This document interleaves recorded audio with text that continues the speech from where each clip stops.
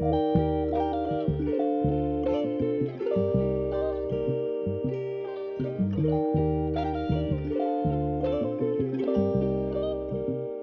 morning. The House passed a 3-year extension of affordable health care credits.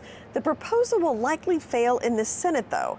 But lawmakers are working on a compromise deal to address rising premiums.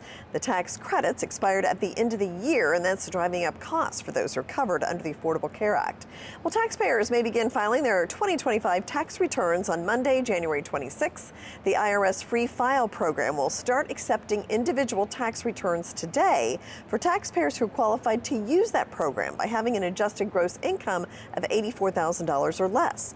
This tax season will see the use of a new form called the Schedule 1A that can be used to claim recently enacted tax deductions, like the no taxes on tips. Well, the Dow got back to its 2026 rally. It closed up 270 points as defense stocks led things higher on President Trump's plan to boost defense spending. And the Supreme Court could rule today on the legality of President Trump's tariffs. The High Court has scheduled today as a decision day for handing down opinions. Most legal experts believe the ruling will be a mishmash, striking down some things about tariffs but keeping others.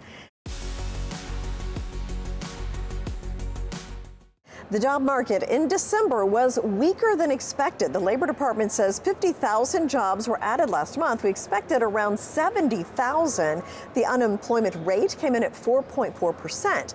Healthcare again added jobs, as did restaurants and bars, but retail lost workers in December. This is the first full month of jobs numbers since the end of the government shutdown. Well, tariffs are upending the trade gap. The U.S. trade deficit unexpectedly narrowed in October to the smallest since 2009 on a sharp pullback in imports, notably pharmaceuticals. The goods and services trade gap shrank 39% from the prior month. Southwest Airlines announced changes to its long-standing policies that are set to take effect on January 27th. The carrier will abandon its distinctive open seating approach, and Southwest also has unveiled more stringent guidelines for passengers whose physical dimensions exceed the boundaries of a single seat.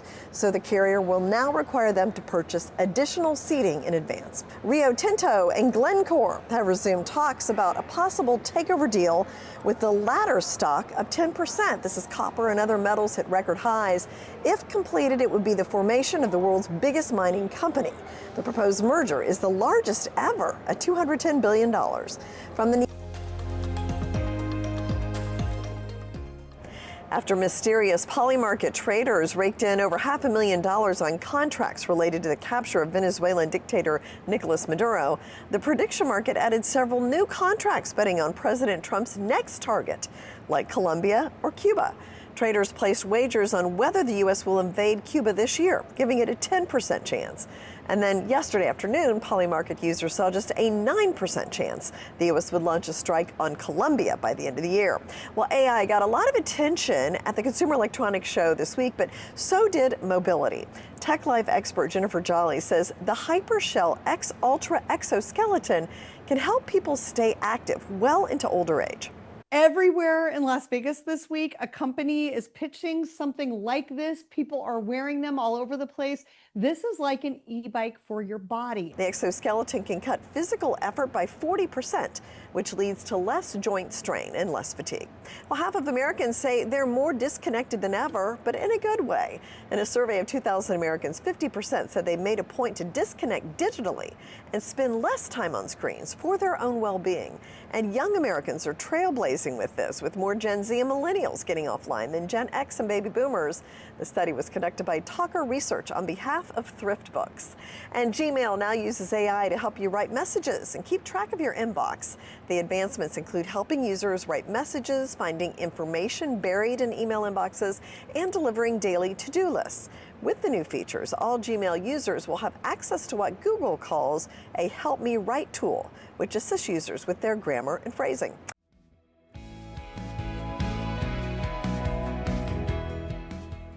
President Trump will meet with the heads of major U.S. oil companies today at the White House, aiming to convince them to support his plans in Venezuela. The heads of ExxonMobil, Chevron, and ConocoPhillips are expected. Trump's spokesperson, Caroline Leavitt, says it's just a meeting to discuss the immense opportunity that is before the oil companies right now. Well, General Motors will record a $7 billion special charge related to its pullback in electric vehicles.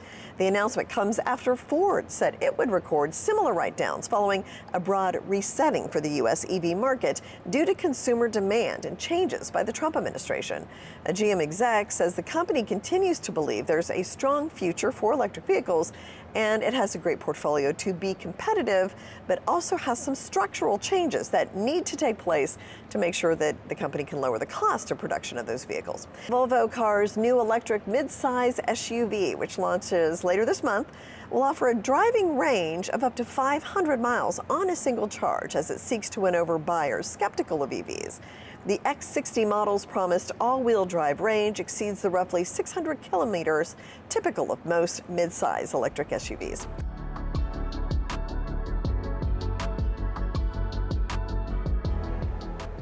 The restaurant industry had mixed reactions to the new federal nutrition guidelines, which recommend reduced intake of processed foods and sugary drinks. One lobbying executive read the guidelines as encouraging Americans to not dine out. The changes could give a particular boost to struggling fast casual chains like Sweetgreen and Chipotle, which have long touted the natural ingredients championed by HHS Secretary Robert F. Kennedy Jr.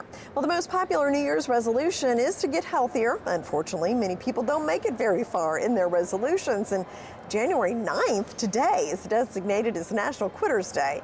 Anytime Fitness's global brand president, Stacey Anderson, says the key to making lasting change is not just looking at one moment in time, but getting the support to stick with the change. And really seeing the small changes you're making every single day to keep that motivation beyond the first few months and really make a lasting change for your whole life. Overall, Gen Z was more likely to set New Year's goals, while boomers were the least likely, with more than a third not making resolutions. And half of Americans say they're more disconnected than ever, but in a good way. In a survey of 2,000 Americans, 50% said they've made a point to disconnect digitally and spend less time on screens for their own well-being. And young Americans are trailblazing with this teen. More Gen Z and millennials getting offline than Gen X and boomers. The study was conducted by Talker Research on behalf of Thrift Books. From the New York Stock Exchange, I'm Jane King. Here's to your health.